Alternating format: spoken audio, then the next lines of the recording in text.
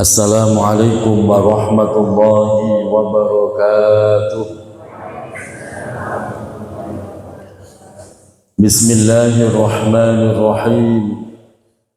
Alhamdulillahi rabbil alamin. Wassalatu wassalamu ala ashrafil anbiya'i wa imamil mursalin Sayyidina wa habibina wa maulana Muhammadin wa ala alihi wa sahbihi ajma'in. Hasbunallahu wa ni'mal wakil, ni'mal maula wa ni'mal nasir, wa la hawla wa la quwwata illa billahil aliyyil azim.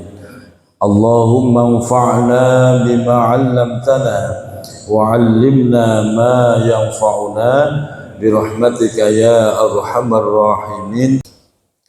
Al-Mukarramun, seluruh pengurus DKM Masjid Jami Al-Farongko, Om Rio dan teman-teman para pegiat majelis ilmu, seluruh para asatid, para sesepuh yang terhormat Bapak Ustadz Burhanuddin, Bapak Ustadz Suhendi, orang tua kita Bapak Ustadz Haji Rosim, Bapak Haji Yanadi, dan seluruh para sesepuh, para tokoh masyarakat, Bapak Ibu yang hadir pada malam hari ini. Tanpa terkecuali semoga Allah sehatkan lahir batin kita, Allah tambah-tambah keberkahan hidup kita, Allah istiqomahkan kita di dalam kebaikan, dan kelak diwafatkan dalam keadaan husnul khotimah. Amin ya rabbal alamin. Alhamdulillah wa syukurillah. Pada kesempatan malam hari ini kembali Allah ringankan kaki kita, Allah lapangkan hati kita, bisa duduk bersama-sama di taman surganya Allah, di rumahnya Allah, melanjutkan kajian kitab Nasaihul Ibad, masih pada babus sudasi, dan sekarang kita masuk makalah yang ke-12, yang ke-13. Bismillahirrahmanirrahim. Wal maqalatus salisata asyrota. Makalah, ucapan atau nasihat yang ke-13. Qala, yaitu telah meriwayatkan Aidon Imam Hasan Al-Basri juga, bahwa Imam Hasan Al-Basri menyampaikan nasihat untuk kita. Man aradad dunya wakhtaruha alal akhirah. Man, siapa saja, aradad dunya, yang menginginkan dunia. Bu, pengen dunia enggak? Bapak pengen harta dunia enggak? Emang yang dicari itu kan, dari melek mata sampai yang dicari kan itu terus.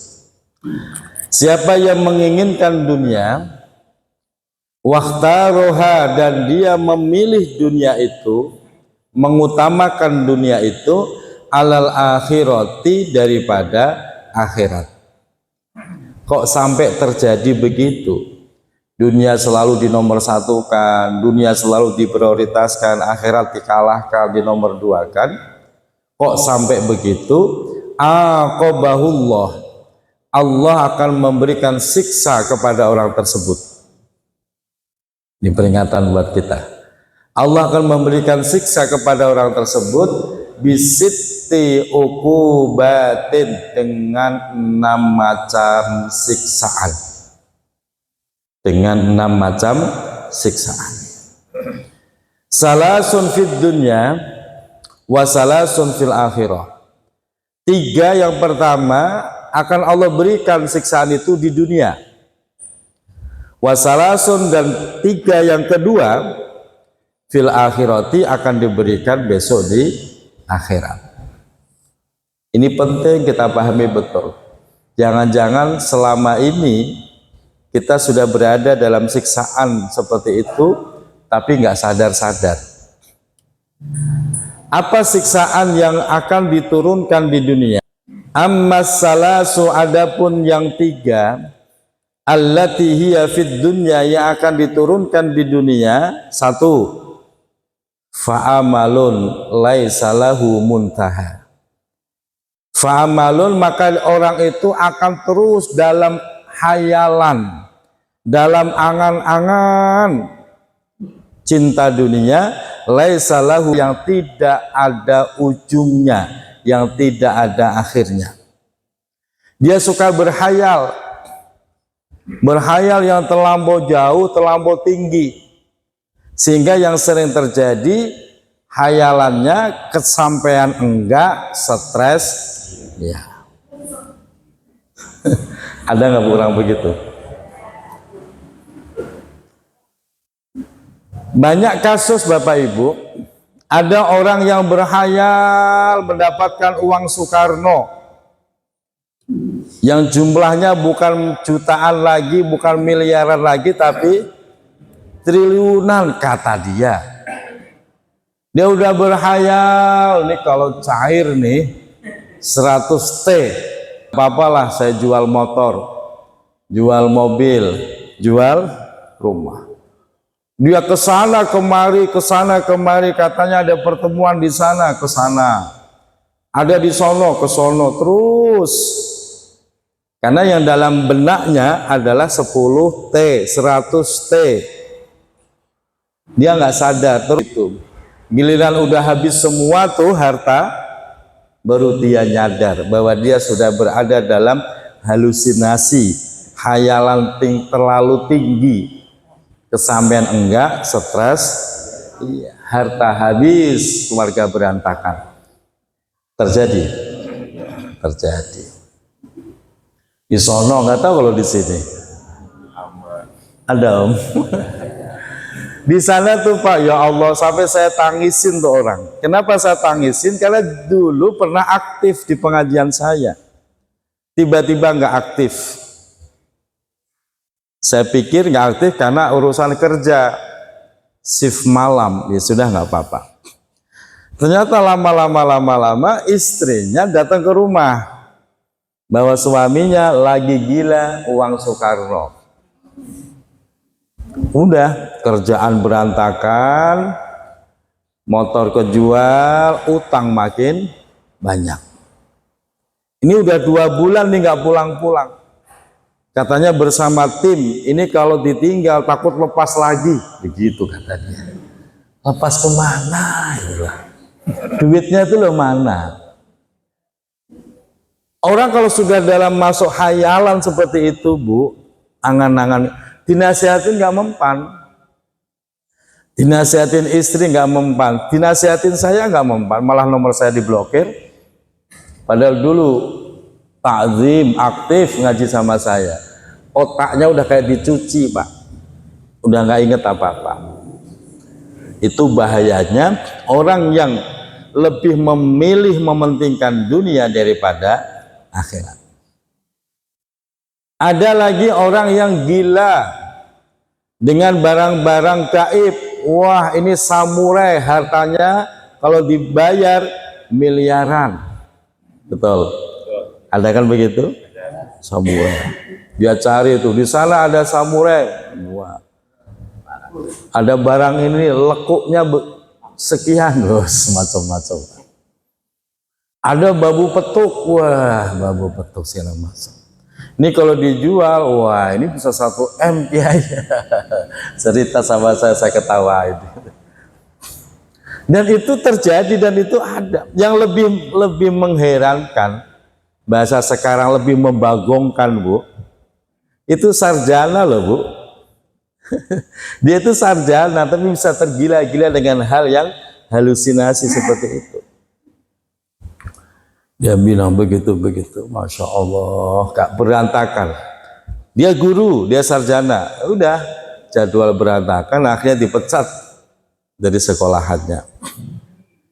Berhasil? Enggak Pak, enggak ada berhasil. Makanya jangan sampai kebutuhan kita terhadap dunia sampai mengalahkan kepentingan kita terhadap akhirat. Kita memang butuh dengan dunia, memang kita hidup di dunia berarti butuh dunia. Tapi dunia itu bukan prioritas utama, dunia itu bukan tujuan utama. Tujuan utama kita apa, Bu? Tujuan kita apa, Pak? Akhirat. Kita ini penduduk dunia apa penduduk akhirat? Penduduk akhirat. Berarti cepat atau lambat pasti kembali ke akhirat. Rumah yang kita tempati ini hanya rumah singgah. Rumah singgah apa rumah tempat? Rumah singgah. Kalau singgah itu berarti sebentaran doang. Itu yang harus dipahami. Jangan sampai, Bu, bilangin para suami, Pak, silahkan kerja, cari rezeki yang halal. Tapi ingat, waktunya sholat, waktunya ngaji, waktunya libur, ayolah bersama keluarga. Pilihan libur mancing, keluarga diabaikan. Orang sono tahu sini, Pak. Kerja 5 hari full, pilihan libur mancing sendiri. Istrinya diabaikan, anaknya diabaikan, apalagi ibadahnya udah nggak dipedulikan lagi, Pak. Orang seperti itu, Pak, nanti lihat stres, nggak lama lagi stres itu, Pak. Makanya jangan seperti itu. Dan amal dan khayalan itu nggak berhenti, susah berhentinya. Maka laisa lahu muntaha, nggak ada berhentinya. Terus dia akan terus sama jin alladzi yuwaswisu fi sudurin nas minal jinnati wan nas, yang terus mengganggu hatinya baik dari jin maupun dari teman-teman manusianya. Terus dia seperti cuci otaknya, makin gak sadar, makin jauh dia, makin jauh. Bahkan ada yang lebih parah di sono, sampai pesantrennya lu ditinggal, Pak. Pesantrennya ditinggal, udah nggak sempat ngajar, akhirnya tutup gulung tikar gara-gara ngejar begituan.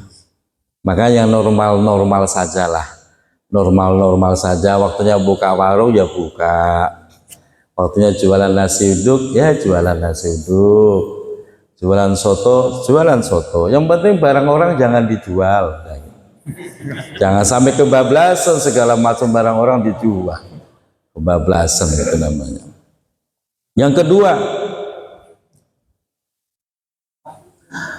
wahirsun ghalibun laisa lahu qanaah. Wahirsun, orang seperti itu akan disiksa Allah dengan penyakit hirsun. Hirsun itu apa? Rakus, Pak. Ghalibun, yang melampaui batas, yang luar biasa rakusnya. Laisa lahu qanaah, yang mana orang itu tidak akan bisa, hatinya itu nerima, itu nggak bisa. Plong, nyaman, itu nggak bisa. Yang ada rakus terus. Kemarin sebulan gaji 3 juta, wah nggak terima, harus bisa lebih dari 3 juta. Sekarang gajinya 10 juta, apakah terus dia plong? Enggak, makin rakus. Makin rakus, dia pengen gaji lebih banyak lagi. Begitu banyak nambah, apakah berhenti? Enggak, terus rakus, Pak. Orang itu kalau udah rakus urusan dunia akan tega menghalalkan segala cara. Betul. Udah tahu itu jatah untuk saudaranya, jatah waris saudaranya, ya dia udah disikat juga, Pak. Dan itu banyak terjadi kasus begitu. Jangan rakus. Orang itu kalau rakus, Pak, batinnya itu tersiksa. Dia nggak bisa tenang. Apalagi kalau lihat saudaranya, tetangganya dapat nikmat, gelisah dia. Asam lambung langsung naik. Iya. Langsung nyesek, kepala pusing. Bengong begitu. Betul, Pak. Nggak tahu di sini ada apa enggak. Saya diparanin, Kiai, tolong itu suami saya ke sana. Kesambet apa gimana, Kiai? Kita cek. Ini nggak ada jinnya, terus kok begini, asam lambung naik, lagi stres ini orang. Bener, Kiai, ya akhirnya ngaku tuh istrinya. Masya Allah. Jangan. Kalau sudah diliputi rakus, yang ada stres, nggak terima, terus kejar siang malam, bahkan lembur itu bisa dikerjakan terus, dia pikir dengan lembur hasilnya akan banyak, ternyata udah lembur kerja siang malam, kaya enggak, miskin iya, stres iya, tambah bingung kan dia, udah asam lambung naik, nggak mau sarapan, katanya hemat, minum sarapannya promah. Saking hematnya Pak, sarapannya promah, ntar siang promah lagi. Promah berapa duit? Promah berapa Bu? Satu butirnya 1.000. Irit kan? Sehari cukup 3.000. Stres itu orang. Lah itu terjadi Pak, rakus. Orang tuh kalau rakus, dibenci Allah, dibenci Rasulullah, dibenci manusia. Udah rakus di tempat manapun ya rakus. Tempat kondangan rakus, tempat tahlilan ya rakus. Itu rokok di gelas langsung dituang di sakunya itu. Di sono, nggak tahu kalau di sini. Kenapa sih rokok ditaruh di gelas? Kenapa rokok ditaruh di gelas? Biar ngambil satu. Ini enggak, dituang di sakunya. Rakus enggak? Untungnya gelasnya kok enggak dibawa, masih penting. Itu terjadi Pak. Orang tuh kalau rakus, Masya Allah, dikasih satu kurang, dikasih dua kurang, enggak ada habisnya, enggak ada puas-puasnya. Disuruh alhamdulillah, enggak bakal bisa. Tersiksa dia. Makanya urusan dunia Pak, santai saja. Saya bilang santai kenapa? Dunia itu Pak, kalau memang jatahnya rezeki kita itu banyak, pasti banyak. Entah gimana caranya Allah ngatur, pasti ketemu itu. Jadi rezeki itu sudah ditakdirkan oleh Allah, sudah punya jatahnya masing-masing. Kalau memang takdirnya orang kaya, pasti kaya. Kalau takdirnya orang miskin, pasti miskin. Terus apa kita pasrah? Bukan pasrah, kerja semampunya. Terus apapun disyukuri, alhamdulillah. Karena sesungguhnya yang disebut orang kaya bukan hartanya yang banyak. Orang kaya yang sebenarnya adalah selalu bisa bersyukur dan berlapang dada. Biarin dikasih uang belanja suami sehari 300.000, alhamdulillah. Jangan gerundel. Ya Bu, cukup nggak? Oh ini bukan 300 per hari, 300 sebulan, ya udah nggak apa-apa, alhamdulillah. Tenang aja Pak. Kita tuh ngerasain ya Allah, hidup zaman dulu sekarang, saya pikir sama aja. Sebenarnya itu seni bagaimana kita bisa menikmati nikmat yang Allah berikan. Kalau kita pandai bersyukur, pandai menikmati, maka semua akan menjadi indah gitu loh Pak. Tapi kalau kita nggak pandai bersyukur, ya dikasih berapapun ya kurang, grundel mulu. Gila dikasih banyak, nggak ada terima kasihnya. Makasih Bang, nggak ada, yang ada tumben Bang. Biasanya segini. Gitu. Susah ngadepin orang begitu. Nah, dia akan terus tersiksa. Asam lambungnya nggak bisa diobatin itu, makin kronis. Nah, makanya Bu, kalau Ibu kena penyakit asam lambung, ya suka naik, itu sebenarnya dari pikiran stres, bukan dari makanan. Makanya caranya tarik nafas. Astaghfirullahaladzim. Begitu, astaghfirullahaladzim. Kemarin saya kedatangan tamu dari Depok 2, dekat Pasar Agung katanya. Anaknya kelas 2 aliyah. Suka lemes tiba-tiba, suka drop. Kalau udah lemes itu bangun aja nggak kuat tuh. Jalan rembetan. Diomongin susah nyambungnya, dipikirnya ya kena jin gitu Pak. Begitu kita cek nggak ada jin, Ini lambung. Kalau bahasa medis penyakit GERD. Udah ke dokter? Belum ke dokter sama itu, rumah sakit. Begitu dicek ya bener lambung. Kenapa anak bocah segitu lambung? Stres, mau ujian. Jadi setiap kali mau ujian udah stres tuh, asam lambung naik.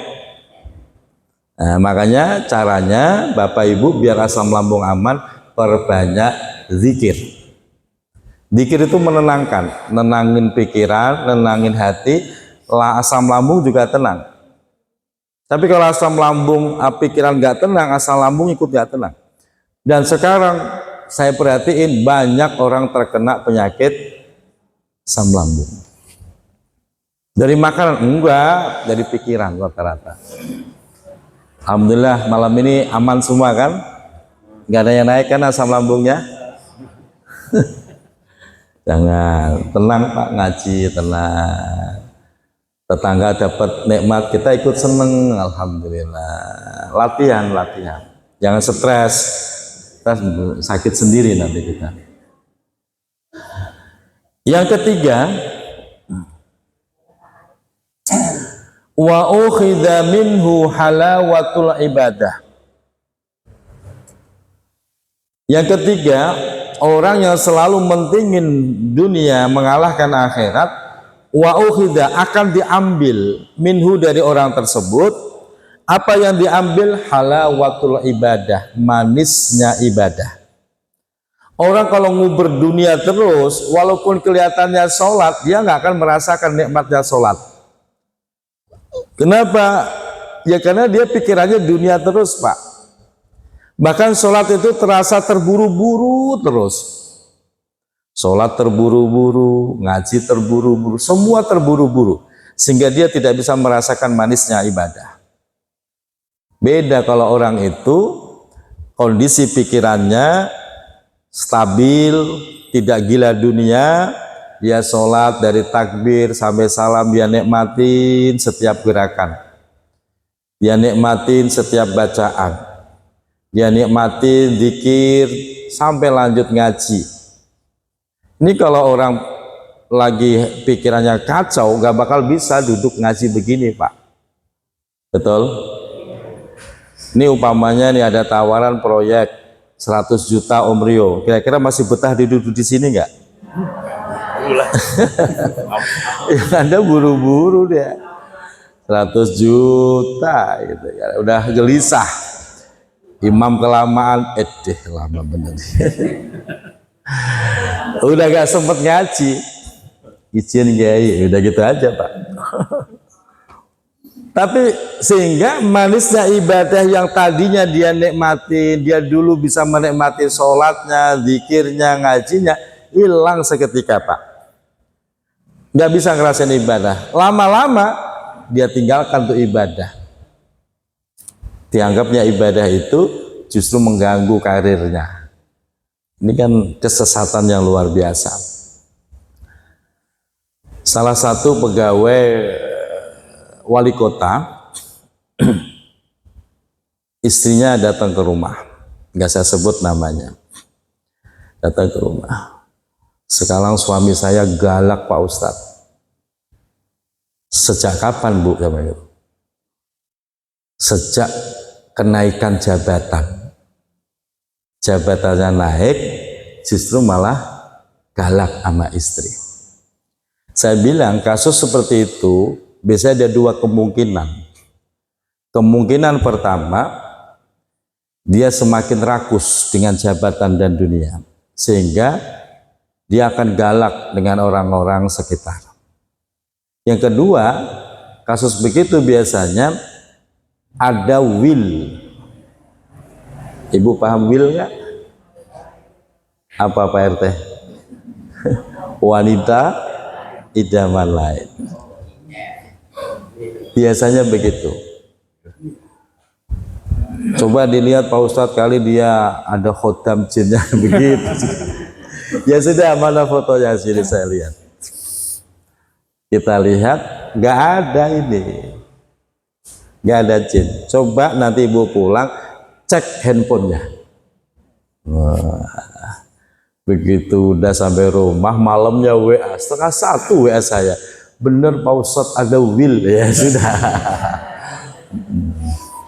Makanya Bu, Bu, kalau suami udah mulai rada-rada galak, kemungkinannya cuma dua. Suami ibu aman? Aman kan suami ibu? Aman. Kalau udah mulai galak, biasanya lembut kok galak. Ah, biasanya begitu Pak.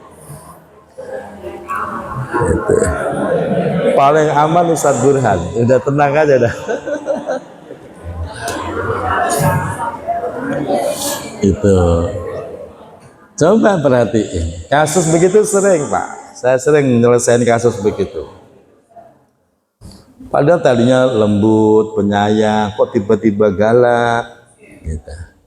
Coba dicek. Tuh. Ibu bisa kan buka HP suami? Enggak dikunci? Dikunci? Pakai PIN? Ibu enggak dikasih tahu PIN-nya? Nah, itu mulai tanda-tanda itu Pak. Iya, kalau suami udah pakai PIN, istrinya nggak dikasih tahu kode PIN-nya, sudah mulai tanda-tanda itu. Tanda-tanda apa? Ya tanda-tanda begitu. Betul. Om Bro, handphonenya ada PIN-nya, aman.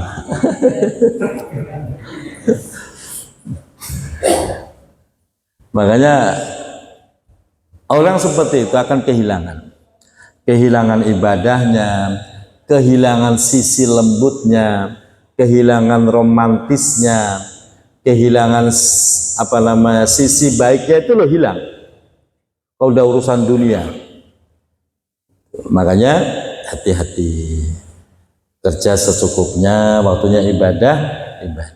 Itu 3 perkara yang menjadi siksaan yang Allah berikan bagi orang yang gila harta, gila dunia, mengalahkan akhirat.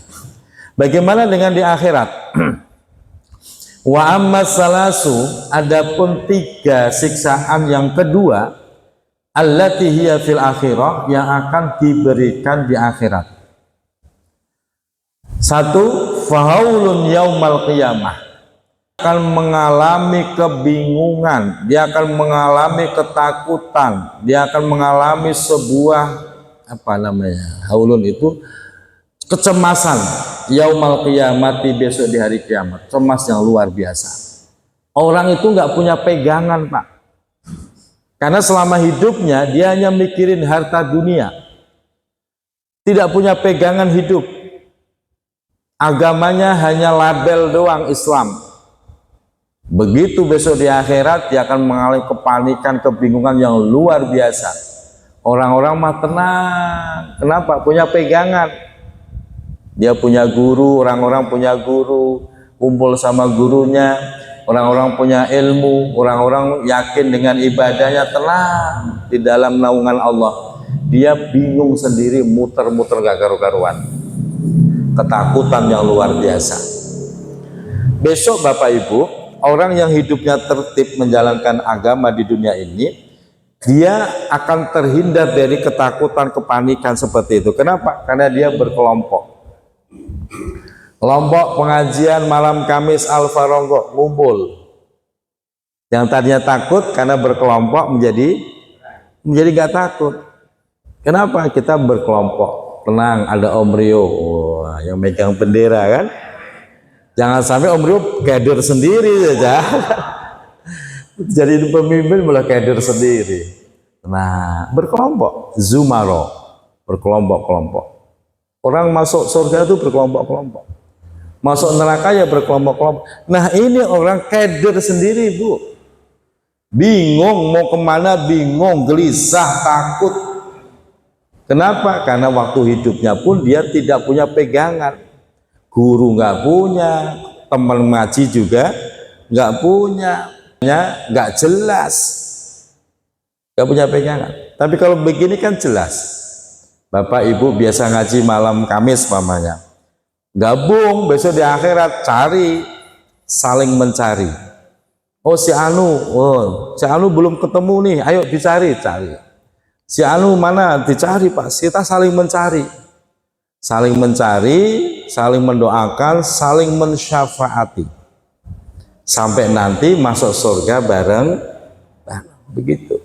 Nah, kalau dia sibuk kerja, nyari dunia, harta, nggak pernah namanya ngaji, sholat juga berantakan, ya, dia mau bergabung sama siapa?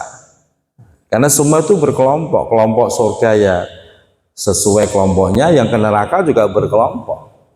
Nah, inilah siksaan yang akan Allah berikan. Yang kedua, wal hisabus syadidu,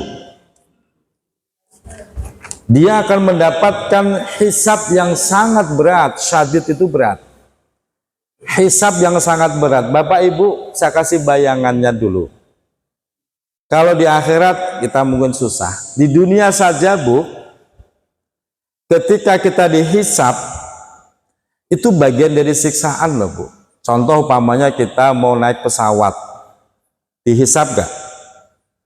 Sebelum naik itu dihisab, dicek dokumen kita, ya, di boarding pass itu dicek dokumen kita.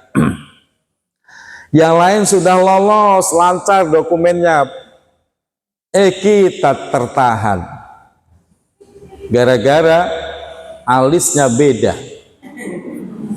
salah gambar alis ternyata. Waktu foto di paspor alisnya melengkung, waktu berangkat umroh alisnya lurus. Ini yang benar, yang salah gambar alis. Wah, bingung itu, udah nangis. Pak Ustadz tungguin. Ya, saya tungguin apa gitu, tungguin Pak. Cuman gara-gara alis bermasalah. Itu bagian dari siksaan. Orang-orang mah lancar, dia mah tersangkut, tertahan, sedih sampai nangis kok. Cuman gara-gara salah gambar. Makanya Bu, kalau gambar alis jangan gonta-ganti, berkeder. Aman ya alisnya ya. Asli apa gambaran itu? Nah, kalau gambar kan namanya gambar kan bisa berubah. Waktu pas foto paspor itu beda, begitu cocokin dengan fotonya beda, cocokin beda. Saya bilang ini sama, alisnya beda, salah gambar, saya bilang. Masya Allah, itu bagian dari siksaan. Begitu kita masuk, dicek semua badan, yang bawa jam tangan, bawa cincin, cek semua, lepas semua. Saya udah lepas semua Pak. Begitu masuk detektor bunyi lagi, mundur lagi, coba cek semua. Masuk bunyi lagi, ternyata saya ngantongin korek api. Iya, kita perokok. Korek api. Itu ribetnya luar biasa. Itu baru di dunia, dihisab begitu udah ribet Pak. Udah diliputi ketakutan. Nih ibu lagi naik motor nih, tiba-tiba di depan ada razia polisi. Gemeteran gak Bu? Jangankan gak pakai surat, yang komplit aja kaget. Betul. Ini lagi komplit naik motor, tahu-tahu ada razia. Begitu belok, razia. Itu aja kaget, sempat takut, apalagi yang nggak komplit suratnya. Udah, mau putar balik kemana? Itu di dunia. Gimana di akhirat? Lebih dahsyat lagi hisabnya. Lebih dahsyat lagi, upamanya kok ibu punya jilbab. Ibu jilbabnya ada berapa biji? Tuh, wah bahaya itu Pak. Jilbab satu ditanya, kamu dapat jilbab dari mana? Boleh beli. Duitnya dari mana? Boleh dibagi suami. Suami dapatnya dari mana? Kerjanya di mana? Diusut terus Pak. Udah diusut ke belakang, diusut ke depan. Jilbab kamu pakai buat apa? Buat ngaji. Berapa kali? Sekali. Terus dilipat. Niatnya nutupin aurat apa pamer, diusut terus Pak. Satu jilbab diusut sedemikian rupa. Lah kalau 10, ya coba itu. Baju Bapak ya, yang hobi apa tuh? Orang kan macam-macam, ada yang hobi jam tangan banyak. Itu. Yang hobi cincin ya cincin banyak. Semua ada hisabnya. Yang halal aja dihisab, apalagi yang haram. Nah, makanya biar selamat nih, biar selamat kita nih, nyari harta secukupnya. Kalau tiba-tiba Bapak mendapatkan harta tanpa usaha, seperti tadi sore tuh Bu, mau berangkat tiba-tiba ada ibu-ibu datang ke rumah. Ada apa Bu? Mau ngucapin terima kasih Pak Ustadz, kemarin udah dibantuin hajatan aman, gak ada hujan begitu. Jadi saya nyambi pawang hujan juga saya Bu. Dia ke rumah ucapin terima kasih, alhamdulillah tamunya yang diundang datang semua. Bahkan sampai kemarin masih ada datang tamu nyusul. Makanan juga cukup, berkah, cuaca bagus. Terus saya kesini ngucapin terima kasih Pak Ustadz. Ya udah, sama-sama. Udah. Dia geletakin tuh amplop di meja. Geletakin amplop di meja. Saya bundanya, Bun, buka Bun. Saya nyuruh istri Pak kalau urusan amplop buka itu. Dibuka, ternyata sekian. Gak usah pakai nanya berapa, sekian. Gak lama telepon adik ipar di Kudus. Kata adik ipar nih, Mbak, susu buat Abah habis. Orang tua saya selalu minum susu, anden atau apa tuh sejenisnya. Ya sudah, itu amplop pada berapa? Ya udah transfer. Alhamdulillah. Kalau dapat rezeki tanpa usaha, tahu-tahu dibagi, Bapak jangan lupa buru-buru sedekah. Kalau nggak disegerakan sedekah, biasanya habis nyedot rezeki yang ada juga. Jelas Pak? Ini kadang-kadang malam nggak dapat rezeki nomplok yang tak terduga, dia simpan sampai istrinya aja nggak dikasih tahu. Nanti lihat habis Pak. Udah habis rezeki kita kesedot, ikut habis. Nah makanya kalau dapat rezeki yang model-model begitu Om, tahu ada warga ngamplopin gitu kan, habis jual tanah, biasanya dapat kan Om. Jangan dipakai sendiri, ambil sedekahkan biar barokah. Begitu caranya. Sebab kenapa? Di samping membersihkan harta, nanti meringankan hisab. Meringankan hisab. Tapi kalau kita simpan sendiri, kita tahan-tahan sendiri, ya hisabnya berat. Udah gitu barokahnya hilang. Nah makanya Bapak Ibu, hati-hati. Kita udah ngaji urusan harta, jangan sampai berlebihan. Biar selamat dunianya, selamat akhiratnya. Udah isya belum ya? Oh ya, baik. Tambah satu. Wal hasratu tawilah. Siksaan yang ketiga yang Allah berikan besok di akhirat, dia akan mengalami kesedihan, kerugian yang panjang, kesedihan yang panjang. Dari kapan? Dari masuk alam kubur sampai nanti hari akhirat. Sedih nggak hilang-hilang. Rugi yang panjang, sedih yang berkepanjangan. Makanya Pak Bu, alam kubur itu merupakan alam pertama dalam urusan akhirat. Kalau alam kuburnya selamat, kesononya selamat. Kalau alam kuburnya udah bermasalah, kesononya makin bermasalah. Maka pastikan kita selamat di alam kubur. Kalau udah selamat, kesono makin enak. Nah, kalau sudah diliputi kesedihan yang mendalam, berkepanjangan, kita mati bukannya malah istirahat dari capek dan lelah, malah tambah capek di alam kuburnya. Harapannya kan rohatan. Kematian yang kita dapatkan besok itu menjadi rohatan, tempat istirahat yang tenang, yang nyaman. Jangan sampai begitu mati masih diuber-uber dengan masalah yang kita lakukan di dunia. Udah mati masih diuber-uber utang, udah mati masih diuber-uber masalah. Sayang itu, sayang. Makanya hidup cuma sekali, kita gunakan sebaik-baiknya untuk kehidupan yang abadi, yaitu besok di hari akhir. Semoga husnul khotimah. Amin ya rabbal alamin. Mohon maaf lahir batin. Assalamualaikum warahmatullahi wabarakatuh.